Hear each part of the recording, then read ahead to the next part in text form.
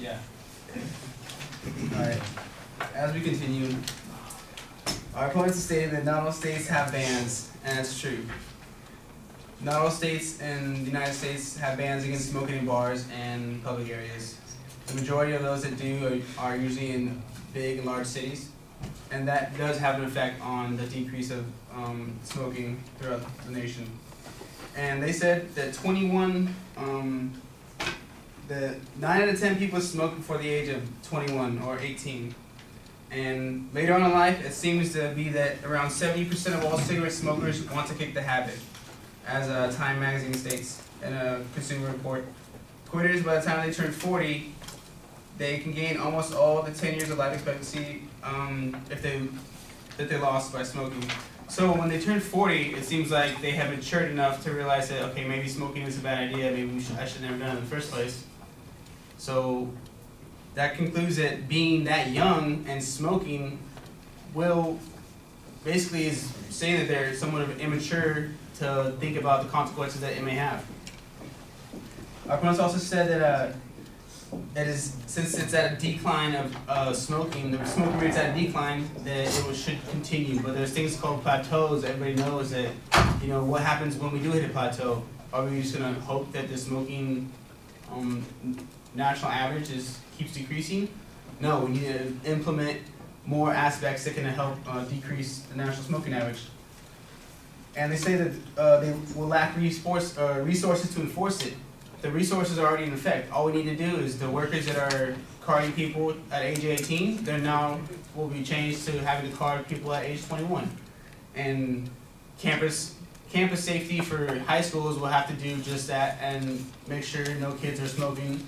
And we all know that the high school smoking is a big deal. We won't need to be creating organizations like the Tobacco Enforcement Agency. We're not trying to implement some type of group or organization that is strictly dependent on tobacco.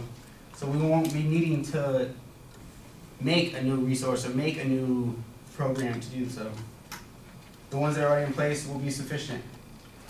And they said that we received money, and it's about $100 billion from tobacco companies, and that 15%, which is 50 million, goes to ads. And they're saying that we will lose money if we raise the smoking average. We're going to lose money that the tobacco companies are gaining to give ads to prevent people from buying their product. That sounds kind of stupid. How are we going to buy a product that's going to support ads that are preventing people from buying that product?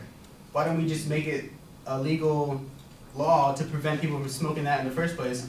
That way it won't be such a big deal that tobacco companies are having to spend money to have people not purchase their product. What company would do that? What company would want to invest in ads to prevent people from smoking the product? That sounds kind of weird that we have that in the first place. And they say we need more funding, but they don't state where this funding will come from to enforce things like the DARE program. Where is this funding going to be coming from?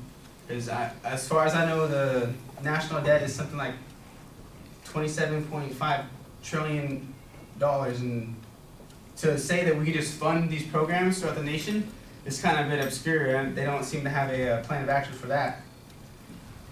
And Orange County, and they also say that the age doesn't have an effect on youth. So they're saying that people smoke under 18, that happens, and people are going to smoke under 21. So how are they going to claim that the tax revenue is going to go down if it's just going to keep on going on? That makes no sense if they're saying, oh, well, it's still going to happen, nothing's going to change, but yet they still say that the tax revenue is going to go down and we're going to lose money from the state and the nation federal taxes. So that didn't make sense at all. And time's up. Thank you, guys.